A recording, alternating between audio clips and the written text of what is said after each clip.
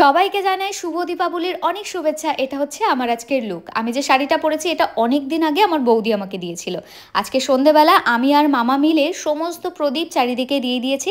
এখন এই এতগুলো বাজি নিয়ে যাচ্ছি বাজি ফাটাতে, কিন্তু তার আগে কিছু কাজ আছে। সারা বাড়িতে আজকে মোমবাতি দেবো। তোমরা জানোই কালী পুজোতে দ্বিতীয় দিন আমরা কিন্তু মোমবাতি দিই। প্রথম দিন আমরা প্রদীপ দিই, কিন্তু আমার ব্যালকানিতে মোমবাতি দিলে ভালো লাগবে না, তাই কিছু প্রদীপ দিয়েছিলাম। আর এটা হচ্ছে আমাদের পুরো বাড়ির লুক।